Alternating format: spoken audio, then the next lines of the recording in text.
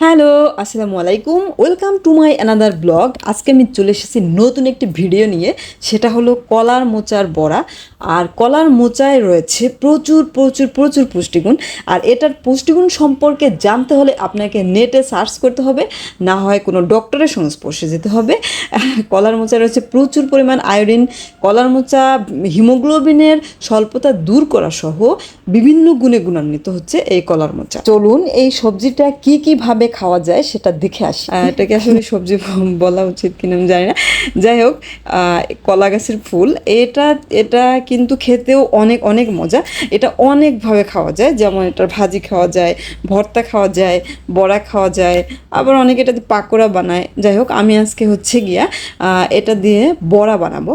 তো এটার জন্য আমি প্রথমে ফুলটাকে ভালো করে হচ্ছে গিয়া ধুয়ে কুচি করে তারপর পরিষ্কার করে নিয়েছি। তারপরে হচ্ছে আমি এটাতে দিয়েছি মসুর ডাল বাটা, চিংড়ি মাছ বাটা, পেঁয়াজ কুচি, ধনেপাতা কুচি, কাঁচামরিচ কুচি, তারপরে আদা রসুন বাটা, পেঁয়াজ বাটা, তারপরে হচ্ছে আমি দেব একটু লবণ, তারপরে হচ্ছে দেব হলুদের গুঁড়া, মরিচের গুঁড়া, এই সবগুলো উপকরণ। তারপরে আমি দেবো একটু আটা, এটাতে চালের গুঁড়া দেওয়া যেতে পারে, বেসন দেওয়া যেতে পারে, যার কাছে যেটা থাকবে হাতের কাছে সেটা দিয়েই এটা ভালো করে মাখিয়ে নিতে হবে।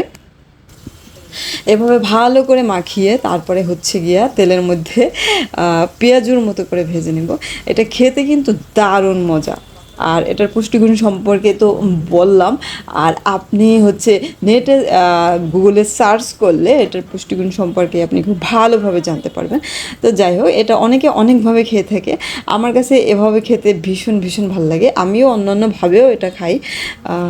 আর আমার মনে হয় অন্যান্য যারা এগুলো খায় তারা আমার থেকেও আরও ভালো ভালো রেসিপি এটার জানেন।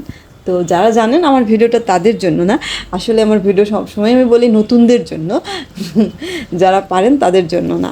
তো আমার ভিডিওটা ভালো লাগলে লাইক কমেন্ট শেয়ার করে পাশে থাকবেন এবং আরও নতুন নতুন ভিডিও দিতে ইন্সপায়ার করবেন আশা করি। তো এভাবে হচ্ছে উল্টে পাল্টে হচ্ছে গিয়া মুচমুচে করে ভেজে নেব। সাথেই থাকুন আমার পুরো রেসিপিটি দেখার জন্য।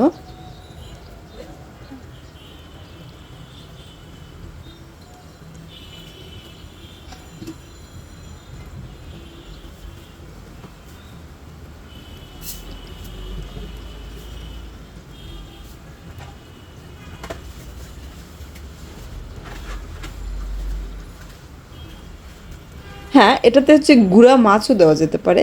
আমি চিংড়ি মাছ বাটা দিয়েছি, মানে ছোটো চিংড়ি মাছ বেটে দিয়েছি।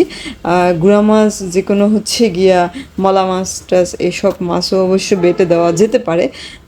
এটা যে কোনোভাবেই আসলে রান্না করা হোক না কেন, এটা কিন্তু অনেক মজা।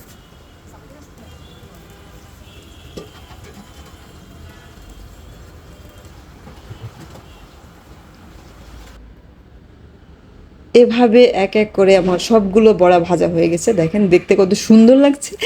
Thank you so much. আল্লাহ হাফেজ, bye bye, tata. Thanks for watching.